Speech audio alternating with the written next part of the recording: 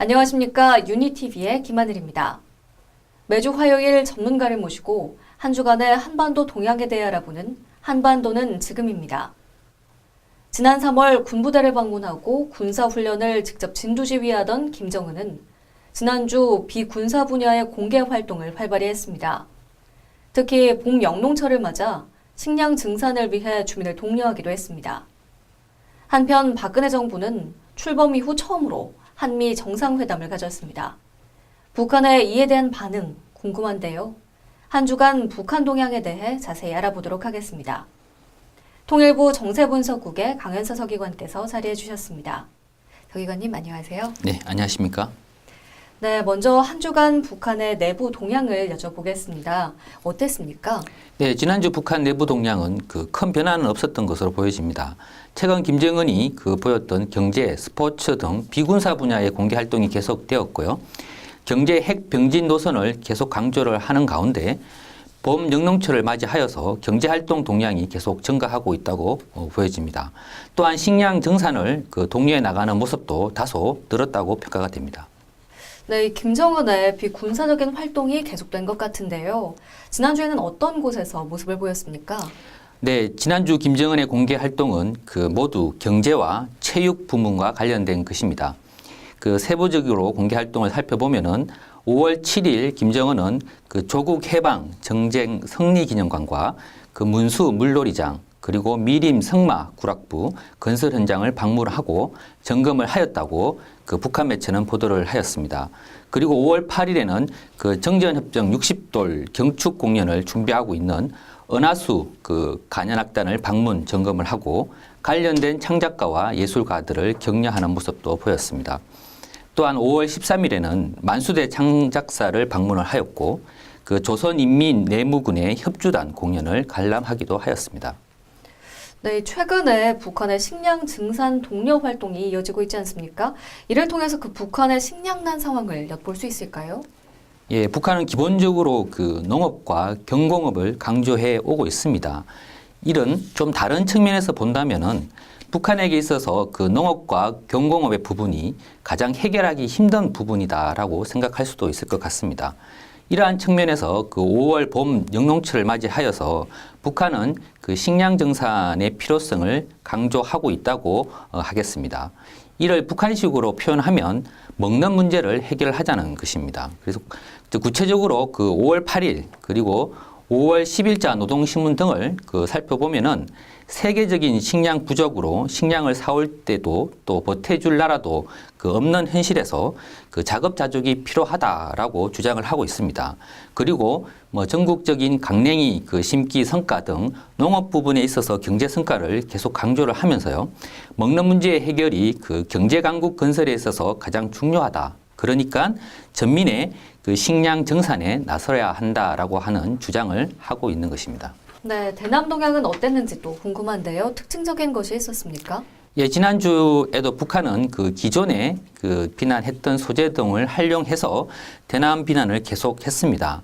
다만 아시겠지만 한미 정상회담 그리고 우리 정부의 대북 정책인 신뢰 프로세스에 대해서 비난하는 모습을 보였다는 점에서 한 특징이라고 할 수 있겠습니다. 아울러서 북한은 한미 연합훈련에 대한 비난과 이업도 계속 이어나가는 모습을 보이고 있습니다. 네, 말씀하셨듯이 박근혜 정부의 첫 한미 정상회담이 열렸지요. 이에 대한 북한의 반응 어떻습니까?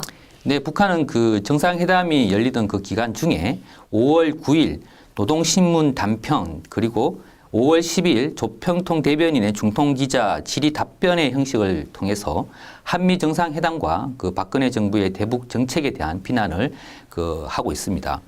내용을 좀 살펴보면 이번 한미 정상회담은 4대 매국 행각이다 또는 동적 대결 행각이다라고 폄하를 하면서 한미 정상회담 결과가 한반도 지역 정세를 긴장시키고 전쟁 위험을 증대시키는 위험천만한 전쟁 전주곡이다라고 하는 비난을 하고 있습니다.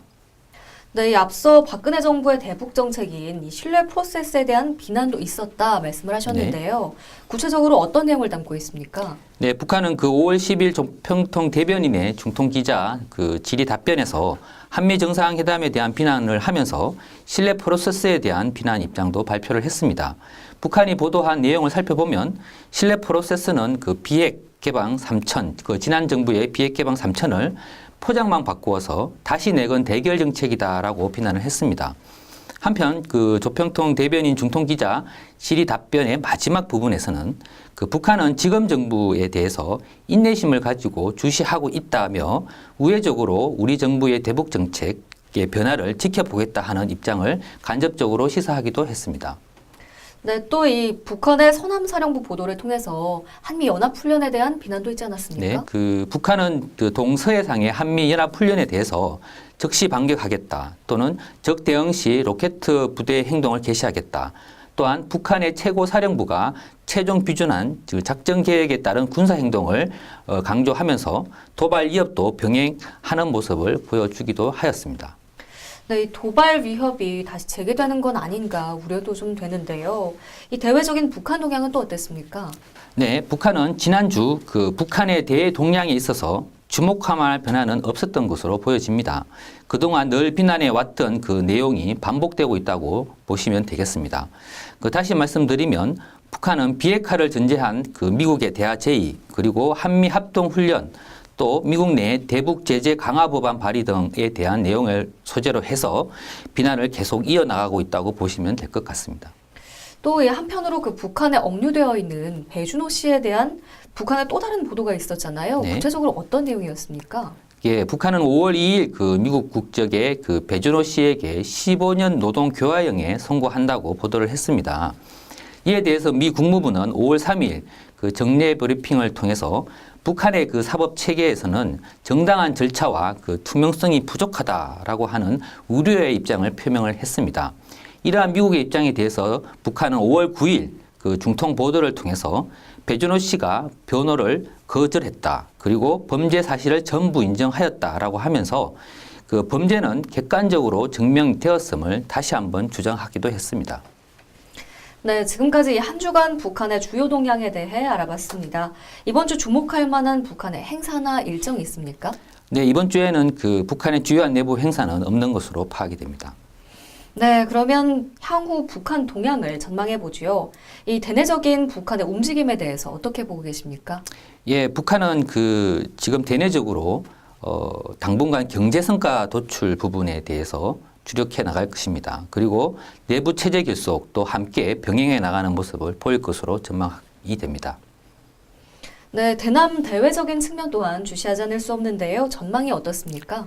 예, 대남 대외면에서는 그 북한은 일정 수준의 긴장은 계속 유지할 것으로 보입니다. 그 수사적인 위협도 그 중에 하나가 될 수 있을 것으로 보입니다. 그리고 한미 정상회담 그 후속 동향을 계속 주시를 하면서 필요하다면은 또다시 비난과 위협을 할 가능성도 전혀 배제하기 힘들 것으로 보입니다. 네, 지금까지 한 주간의 북한 동향에 대해 알아봤습니다. 정세분석국의 강혜수 서기관님 오늘 말씀도 감사합니다. 네, 감사합니다.